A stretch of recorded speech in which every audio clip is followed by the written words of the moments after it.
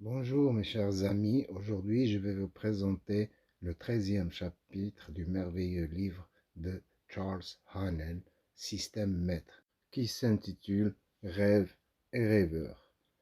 J'espère qu'il vous plaira. Si c'est le cas, n'hésitez pas à vous abonner, à aimer et surtout à faire des commentaires qui peuvent nous aider à améliorer le contenu de la chaîne. Commençons. Les principes décrits dans ce chapitre expliqueront pourquoi les rêves des rêveurs se réalisent. Ils décriront la loi de causalité de tous les rêveurs, inventeurs, auteurs et économistes utilisent pour réaliser leurs rêves. En d'autres termes, ils analyseront la loi qui permet aux images créées dans notre esprit de prendre vie et de se matérialiser. Jusqu'à présent, la science a eu tendance, voire besoin, d'expliquer la réalité quotidienne en généralisant d'autres phénomènes moins courants et qui constituent plutôt des exceptions à la règle. C'est ainsi que l'on a conclu que l'éruption d'un volcan représente une explosion de la chaleur qui existe en permanence à l'intérieur de la Terre et qui façonne sa structure même. L'analyse des éclairs a permis de découvrir une puissance subtile qui agit en permanence et modifie le monde inorganique. De même que les langues mortes que plus personne n'utilise régnaient autrefois sur la terre, une dent géante de Sibérie ou un fossile enfui dans les profondeurs de la terre témoignent d'époques révolues, y compris de l'origine des collines et des vallées que nous habitons aujourd'hui. Ainsi, la généralisation de phénomènes rares, étranges ou exceptionnels a permis toutes les grandes découvertes de la science fondées sur le raisonnement. Cette méthode est fondée sur la raison et l'expérience. Elle a donc détruit les superstitions, les précédents et les conventions. Plus de 200 ans se sont écoulés depuis que Lord Bacon a recommandé cette méthode d'étude à laquelle les nations civilisées doivent l'essentiel de leur prospérité et la partie la plus précieuse de leur connaissance. Cette méthode a purifié l'esprit des préjugés étroits. Elle a éduqué les facultés inventives par la découverte de choses utiles à tous qui ont attiré les hommes plus que la révélation des lois cachées de l'esprit. La méthode Bacon reprend l'esprit et les objectifs des grands philosophes grecs, auxquels il ajoute les moyens d'observation propres à l'époque nouvelle.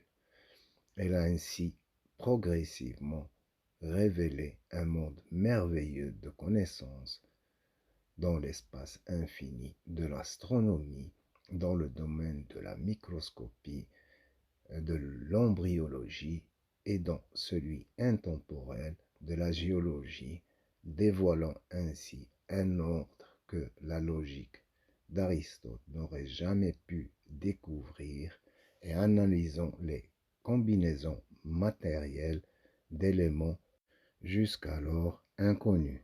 Cette méthode a prolongé la vie humaine, atténué la souffrance, éradiqué de nombreuses maladies, augmenté la fertilité du sol, rendu la navigation beaucoup plus sûre, construit des ponts sur des fleuves avec des formes que même nos pères n'auraient jamais pu imaginer, canalisé le tonnerre, le faisant couler dans la terre, dissiper la nuit, illuminer avec magie, amplifier le champ de vision de l'homme, multiplier la puissance des muscles humains, accélérer des déplacements, annihiler les distances, faciliter la communication, la correspondance et les affaires, permettre à l'homme de descendre dans les profondeurs de la mer, de s'élever dans les airs et de pénétrer dans les milieux nocifs de la terre en toute sécurité. Telle est la véritable nature et l'étendue du raisonnement. Plus les hommes ont réussi dans le domaine des sciences fondées sur le raisonnement, plus nous sommes conscients de la nécessité d'observer attentivement, patiemment et précisément avec tous les outils et les ressources dont nous disposons les faits individuels avant de nous aventurer à décrire les lois générales. Ce n'est qu'ainsi que l'on peut découvrir la nature de la foudre comme l'a fait Franklin, ou la manière dont les corps tombent comme l'a fait Galilée, ou encore la force qui attire la Lune vers la Terre et la fixe sur son orbite comme l'a découvert Newton.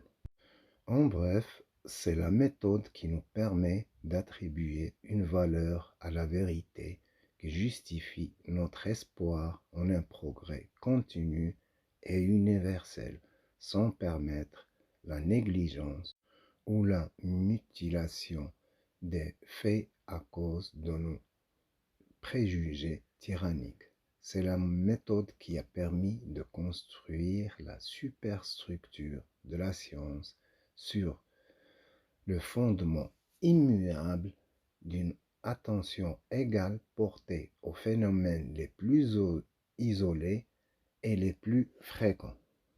L'accumulation d'observations permet d'acquérir de plus en plus de connaissances, mais leur valeur pour expliquer la nature est extrêmement différente. Quelle conclusion devrions-nous tirer si nous constatons que certaines personnes semblent avoir un pouvoir inhabituel? Premièrement, nous sommes tentés de le nier, ce qui ne fait que démontrer notre manque d'information. Tout enquêteur honnête part du principe qu'il existe d'innombrables phénomènes inconnus et méconnus qui se produisent en permanence. D'ailleurs, ceux qui connaissent le pouvoir créateur de la pensée ne trouvent rien d'anormal à ces phénomènes et à ces pouvoirs. Deuxièmement, nous pourrions penser que ces pouvoirs inhabituels sont le résultat de forces surnaturelles, mais une compréhension scientifique des lois naturelles nous aide à comprendre qu'il n'y a rien de surnaturel dans la nature.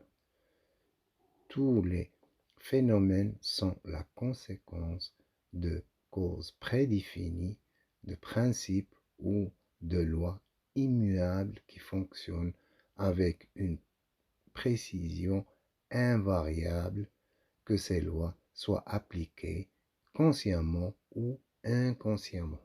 Troisièmement, certains pourraient prétendre que nous sommes sur un terrain interdit.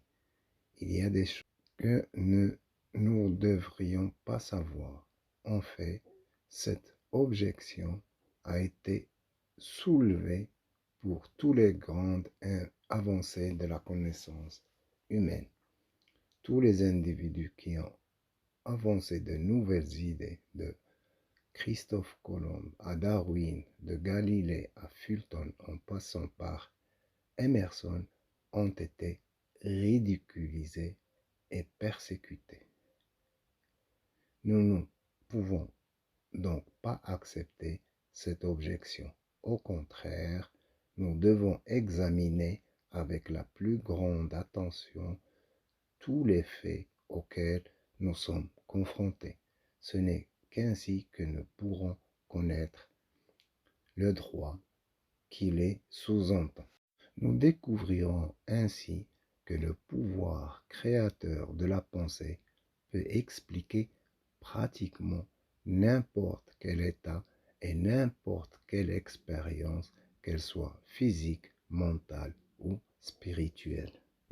Nos pensées attirent les conditions extérieures qui correspondent à notre attitude mentale dominante.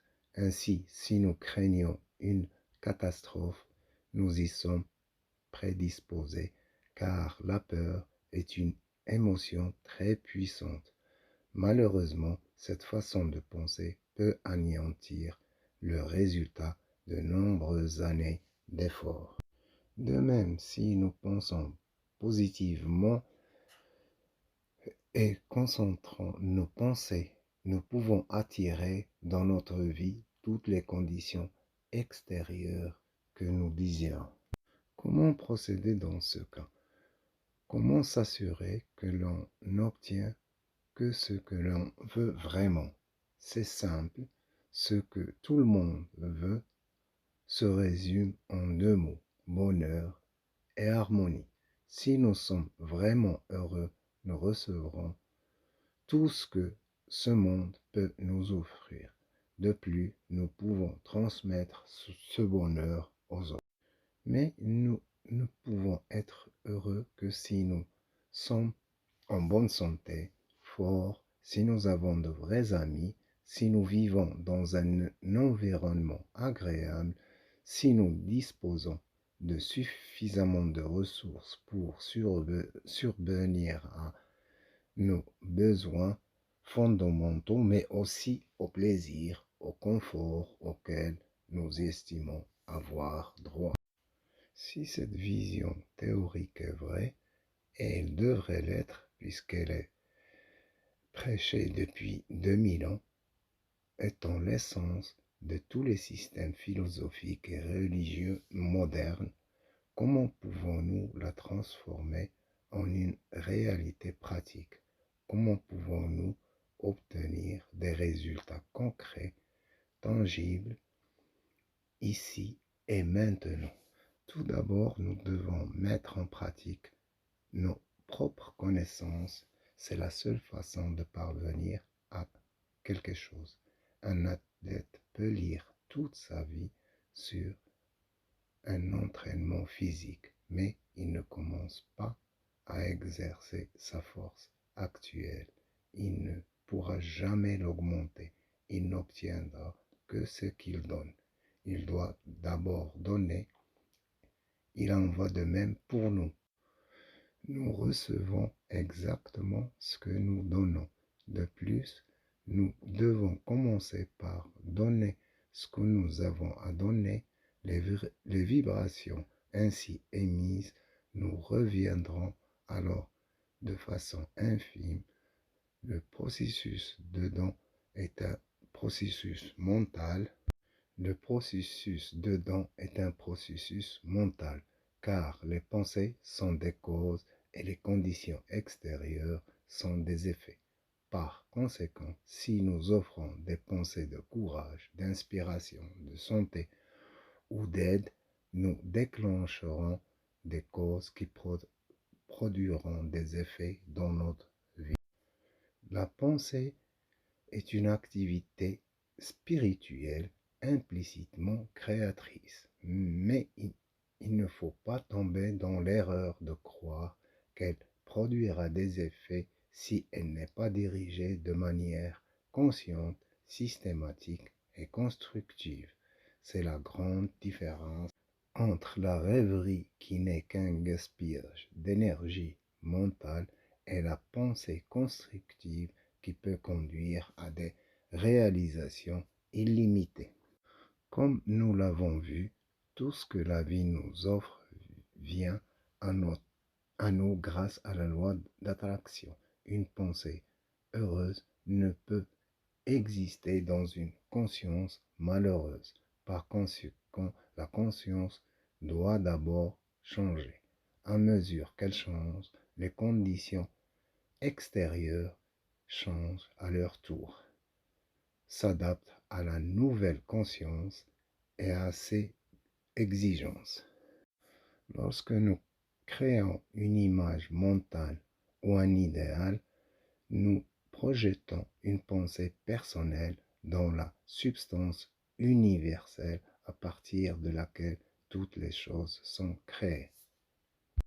Le moyen le plus sûr de défendre nos intérêts est de reconnaître le pouvoir infini et la sagesse infinie de l'esprit universel en devenant un canal permanent à l'infini de manifester la réalisation de nos désirs. En d'autres termes, la reconnaissance mène à la réalisation. C'est ce principe que nous allons appliquer dans ce chapitre sous forme d'exercice. Méditez et reconnaissez que vous faites partie d'un grand tout. Réfléchissez au fait que la partie doit, par la force des choses, avoir la même nature et la même qualité que le tout, la seule différence étant une différence de degré. Si vous laissez cette réalisation pénétrer profondément dans votre conscience, si vous comprenez que non pas votre corps, mais votre ego ou l'esprit pensant dans votre être fait partie intégrante d'un grand tout, vous comprendrez que le bonheur, l'harmonie et les opportunités transcendantes ont été mises à votre disposition. Des questions et des réponses qui peuvent vous aider tout au long de votre pratique. Par quelle méthode obtient-il et applique-t-il les connaissances naturelles en observant attentivement, patiemment et correctement les faits individuels en utilisant tous les outils et ressources à leur disposition avant de s'aventurer à énoncer les lois générales. Quelles sont les réalités dont nous devons le plus tenir compte, ce que l'on ne voit pas souvent dans la vie de tous les jours? Quel est le fondement de ce principe? Raison et expérience. Que détruit-il? Superstition, précédent et conventionnalité. Comment ces lois ont-elles été découvertes? Par un processus de généralisation basé sur des faits inhabituels, rares, étranges ou exceptionnels. Comment comprendre les phénomènes étranges et inexplicables qui se produisent en permanence autour de nous en utilisant le pouvoir créatif de la pensée? Comment pouvons-nous défendre au mieux nos intérêts en reconnaissant que la nature créative de la pensée peut nous mettre en contact avec la puissance infinie de l'univers? Voici, mes chers amis, le 13e chapitre du livre de Charles Haanel. J'espère qu'il vous a plu. Prenez soin de vous. À la prochaine vidéo.